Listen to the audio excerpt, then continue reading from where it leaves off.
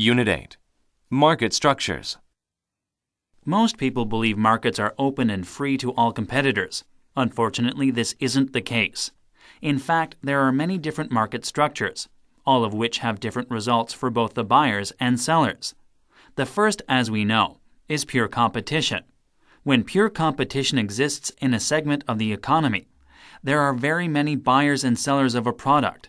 In addition, the sellers are often quite small, so no company dominates the market.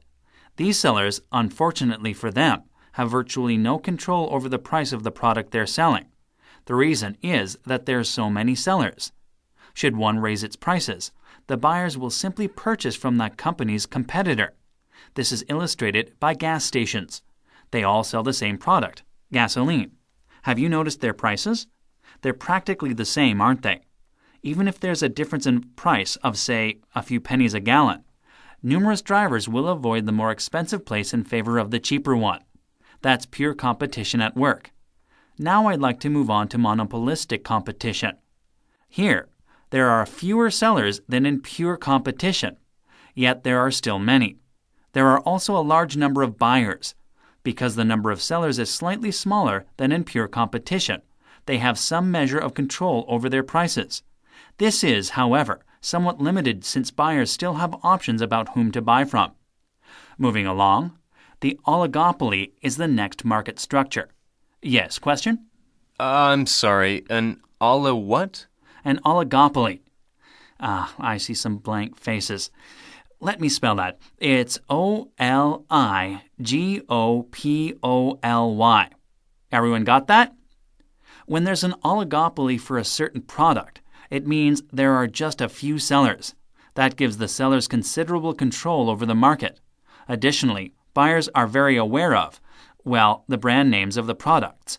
Take airplanes, for example. What companies make them? Boeing, of course, and Airbus, and that's about it. Thanks for proving my point. Of course, there are other airplane manufacturers, but any airline wanting to purchase a plane in all likelihood will talk with either Boeing or Airbus. That's an oligopoly. Finally, there's the pure monopoly. That happens when there's only one company selling a certain product. Of course, monopolies are illegal today. The government tries to ensure there's competition in every sector. I guess one monopoly you've heard of is the East India Tea Company, which controlled the tea trade in the American colonies in the 18th century. See how far back I've got to go to give you an example of a well-known monopoly? Listening comprehension.